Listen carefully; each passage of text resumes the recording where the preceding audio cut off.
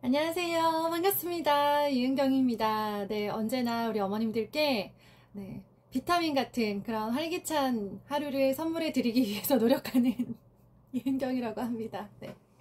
네, 오늘은 우리 중학교 내신이라고 하죠. 중간고사, 기말고사를 앞두고 준비하는 아이에게 무엇을 도와주고 또 그 중간고사 기간, 기말고사 기간에는 엄마가 어떤 역할로 아이를 도우면 좋을지 저의 경험을 좀 나누려고 해요. 저 역시 첫 아이가 첫 내신 평가를 올해 봄에 처음으로 봤었기 때문에 굉장히 같이 덩달아 긴장을 많이 했죠. 그리고 표정 관리도 실패하고 말 실수도 하고 어떻게 무엇을 챙겨줘야 될지 몰라서 허둥지둥했어요. 그래서 첫 중간고사 때는 엄마로서의 역할도 만족스럽지 못했다. 아이도 아이 나름 시험이 만족스럽지 못했지만 저는 저 나름으로는 좀 그랬어요.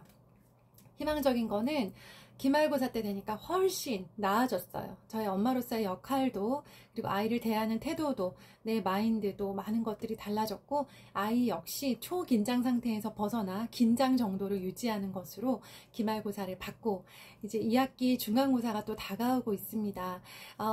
제가 올 봄에 했던 그런 초긴장 상태를 이제 내년이면 겪게 되실 예비 중학생 어머님들께 첫 시험, 첫 지필평가를 준비할 때, 그리고 그 시험 기간 동안 엄마가 어떤 일로 아이를 도울 수 있을지에 대한 이야기를 나누고자 합니다. 먼저 준비하는 기간이 있어요. 첫 시험이기 때문에 아이들이 상당히 신경을 많이 씁니다. 실제로 공부를 좀 잘하는 편이었던, 꾸준히 해왔던 친구들이나 그렇지 않은 친구들이나 똑같습니다. 목표는 100점이에요. 더구나 올백이에요. 뭐 뉘주제에 무슨 올백, 그런 생각 하지 마세요. 아이의 마음속에는 늘 올백이라는 단어가 있습니다. 올백을 품은 만큼 열심히 해요. 열심히 하는데 아직 그런 그 공부의 기반이 다져지지 않아서 그 한 것만큼 결과가 안 나오는 친구들이 있을 뿐인 거지, 너도 나도 열심히 하는 게 중학교 첫 지필평가입니다. 그러다 보니까 아이들도 초긴장 상태가 되고 지나치게 일찍 시험 준비를 시작하는 경우가 있어요. 시험 준비는 보통 시험 범위에 따라 다르지만 4주 정도 전에 시작을 하면 가장 적절하다라고 생각을 하는데, 첫 시험이다 보니까 저희 아이도 그런 실수를 했고 5주 전, 6주 전부터 막 D- 써가면서 시작을 하는 경우들이 있어요. 일찍 시작하면 더 반복할 시간도 많고 여유롭지 않겠나 생각을 하는데요. 사람이 그렇지가 못하죠. 늘어져요. 늘어지고 이 시험 긴장을 유지하는 게 힘들어서요. 결국 한 1, 2주 정도를 남겨두고 아이가 이미 지쳐버리거나 공부가 다 끝난 것 같은 그런 이상한 기분에 사로잡히는 경우들이 있습니다. 그래서 4주 전을 추천을 드리고요. 첫 번째 시험에서 5주 전을 했는데 너무 늘어져서 두 번째 시험에 3주 전에 준비를 해봤더니 바쁘더라고요. 계속 후달리는 기분으로 3주를 보냈어요. 그러다 보니까 아이가 나름 결론은 3.5나 4 정도 전에 시작을 하면 좋다라고 생각을 했는데, 아니 글쎄 이번 중간고사는 추석 지나고 바로 시험이 있어요. 그러다 보니까 범위가 너무 좁아요. 이 좁은 범위를 준비를 하려다 보니까 4주도 남더라라는, 4주도 너무 늘어지는 기분이 드는데, 범위가 작으면 왠지 올백이 더 쉬울 것 같잖아요. 그렇지가 않은 게, 범위가 작으면 선생님들은 그 정해진 좁은 범위 안에서 시험 문제를 뽑아내야 되기 때문에 굉장히 디테일하게, 그리고 한번 쓱 지나갔던 것들에서 시험 문제가 나오는 경우도 있다라는 거 기억을 하시고요. 범위가 작다고 해서 공부량이 적어질 필요는 없습니다. 그래서 준비하는 기간 동안, 아이가 3주든 4주든 5주든 준비를 하는 기간 동안에 가장 많이 신경 쓴 것은, 도와달라고 하는 것은 적극적으로 도와주되 혼자 챙기지 못하는 게 있는 것 같으면 그 부분을 좀 신경을 써주자. 그러니까 아이가 혼자 할 수도 있는 거, 혼자 해야 되는 것까지 막 내가 다 해주려고, 대신해주려고 노력하기보다는 그 바깥 것을 보자는 거죠. 아이가 혼자 못 챙기는 대표적인 것이 식사와 영양제입니다. 식사는 아이가 시험 기간에 뭐 독서실에 가서 공부를 하든 학원에서 늦게까지 그런 수업을 막 해주잖아요. 그러다 보니까 밖에서 때우는 경우가 상당히 많아요. 밖에서 때우면 뻔하죠. 편의점 가면 도시락, 뭐 샌드위치, 삼각김밥으로 때우는데요. 가급적이면 그렇게 하지 않기 위해서 저 나름은 엄청 많이 노력을 했어요. 네, 귀찮을 텐데 굳이 집에 오라고 하고, 저 역시 귀찮지만 밥을 차려놓고 기다리고 하면서 힘들어도 집에 와서 밥을 먹고 갈 수 있는 그런, 그러니까 가까워야 돼요. 독서실이든 학원이든. 집을 오갈 수 있는 거리에다가 세팅을 해두고 아이가 최대한 식사는 집에 와서 할 수 있도록 해줬고요. 그리고 영양제도 평소에 잘 챙겨 먹이고는 있는데 주로 비타민과 유산균, 뭐 오메가3 이런 종류들로 먹이고 있었다면 시험 기간 임박해서 일주일 정도는 피로를 회복을 도와주는 영양제들을 추가해서 먹이고 있습니다. 자, 그리고 간식도 중요해요. 네, 아이들이 아무래도 공부량이 있다 보니까 에너지 소비가 빠르게 이루어지고요. 실제로 우리도 집중해서 어떤 일을 하고 나면 빨리 당이 떨어지듯이 아이들도 당이 훅훅 떨어지는 일들이 생겨요. 더구나 성장기 아닙니까? 그래서 아이들이 빠르게 먹을 수 있는 그런 좀 풍성한 간식을 나름 준비를 해놓고 있습니다. 자, 그리고 두 번째는 아이들이 이 부탁을 하는 경우들이 종종 있어요. 꽤 많아요. 그래서 우리 중등 엄마들끼리 대화하다 보면 그런 얘기 한 적도 있어요. 겐지스강 어디 있는지 알아?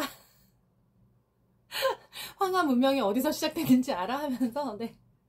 이걸 우리가 왜 알고 있냐면 아이가 세계사 같이 암기 과목들을 문제를 내달라고, 자기가 잘 외웠는지 불안하니까 문제를 내달라고 요청을 많이 해요.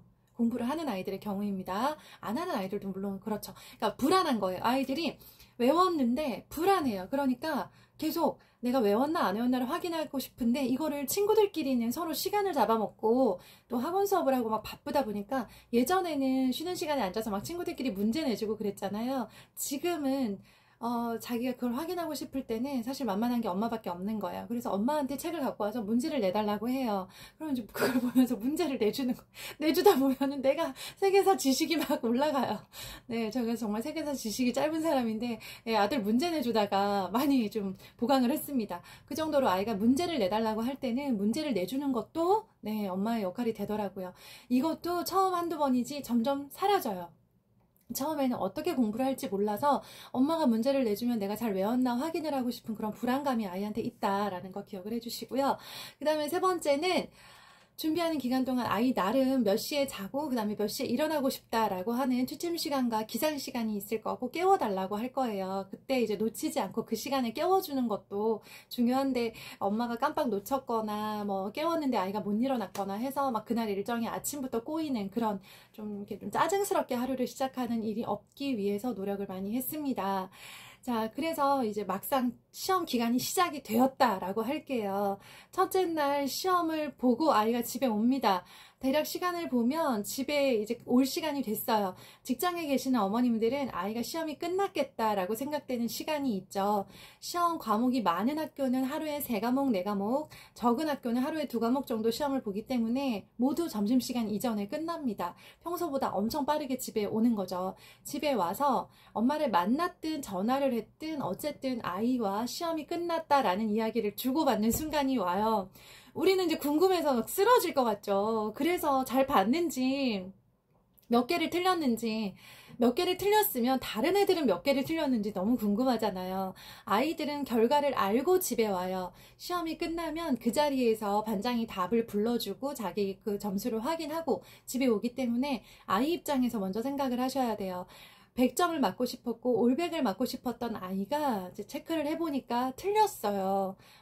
생각보다 많이 틀렸고 실수해서 틀리고 마킹하다 틀리고 잘못 생각해서 틀리고 뭐 나중에 답 바꿔서 틀리고 하면서 엄청나게 많은 실수들, 그리고 또 자기가 공부하지 못했던 것들을 발견을 하면서 아이가 굉장히 속이 시끄러운 상태로 집에 오는 거예요.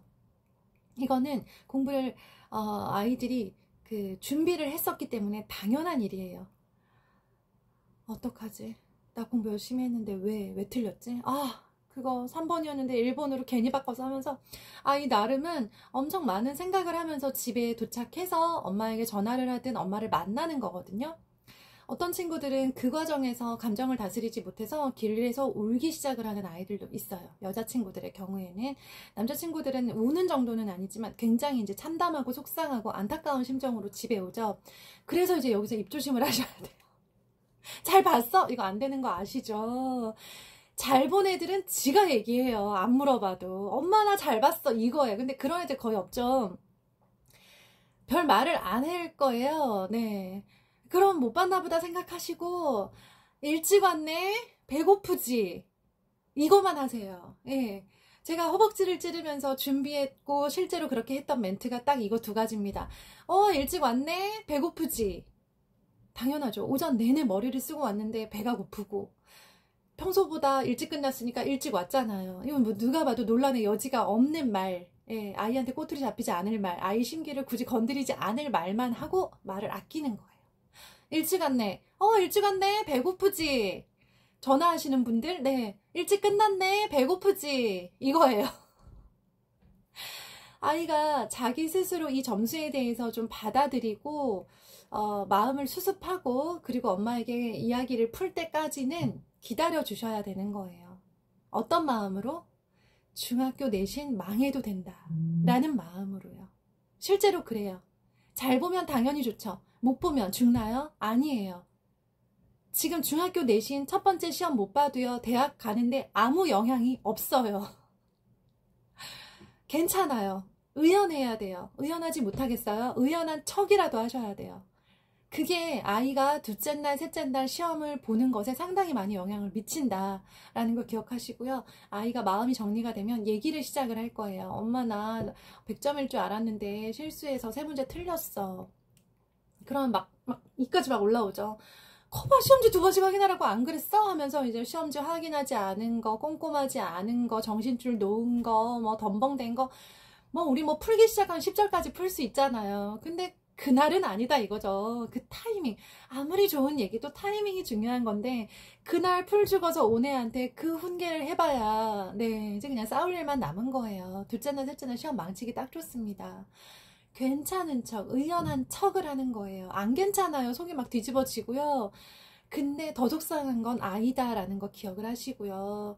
네, 정말 희망적인 거. 이 모든 정말 예민하고 막 그런 뭐야 저 새끼 그래서 어쩌라는 거야 막 이런 그런 생각들 아이도 자기가 너무 실망스럽고 힘드니까 엄마한테 짜증을 내고 투덜투덜하고 화를 내요. 그러면 그거를 네 그냥 그러려니 정말 많이 힘들구나 정말 많이 실망스럽구나 라는 마음으로 받아주시고 네 이게 나아지더라고요. 첫 번째 중간고사를 저희 큰아이가 보고 와서 그날 저한테 막 이 시비를 얼마나 거는지 뭐 이거 뭐 무슨 말만 하면 시비를 거는 거예요. 이게 이렇게까지 까칠한 애가 아닌데 너무 곤두서 있는 상태에서 자기가 정말 꼭 100점을 맞고 싶었던 과목에서 한 가지 실수를 하고는 집에 와서 짜증이 나는데 이걸 어떻게 풀지를 못하고 마음이 수습이 안 되니까 제가 하는 말마다 꼬투리를 잡고 시비를 거는데 진짜 확 들이박을 뻔했어요. 근데 참았죠. 아 얘가 지금 마음이 말이 아니구나라는 마음으로 잘 넘겼고 막 글썽글썽하면서 울듯이 울 것처럼 막 그렇게 속상해하는 모습을 보면서 내가 여기서 더 속상해하면 안 된다. 아 그래 속상하겠다. 배고프지. 시험 기간 내내 전 눈만 마주치면 배고프지 라는 말을 했던 것 같아요. 그 말만큼 아이에게 힘이 되는 말이 있었을까라는 생각이 들 만큼 다른 어떤 말도 아이에게는 큰 도움이 되지 않더라라는 거. 그런 뭐 의례적인 말 있잖아요. 엄마는 너가 잘할 거라고 믿어. 막 이런 것도 부담돼요 얘한테. 그러니까 그냥 배고프지. 그 말로 태어난 척 시험 기간을 보냈던 게 되게 도움이 됐고요. 중간고사 때 막 그렇게 시비를 걸고 짜증을 내던 아이가 기말 때도 같은 실수를 하긴 했으나 저를 대하는 태도가 많이 부드러워졌더라고요. 그러니까 엄마 탓이 아니고 내가 엄마한테 짜증을 낸다고 달라지는 게 없다라는 걸 본인도 깨달은 것 같아요. 그리고 네, 이번 시험을 준비하면서는 일단 시험 과정에서 덜 예민하고 덜 짜증을 내면서 시험 기간에도 좀 달라지지 않을까라는 생각을 합니다. 내년 시험 혹은 뭐 다가오는 이번 기말고사, 중간고사 앞두고 막연히 불안하신 어머님들 제 경험담이 도움이 되셨으면 좋겠습니다. 네, 우리 다시 한번 다 같이 따라해 볼까요? 배고프지? 네. 네, 사춘기 육아해야 합니다. 네, 우리 어머님들 좋은 하루 되시고요. 다가오는 추석도 힘내세요. 감사합니다. 좋은 하루 되세요.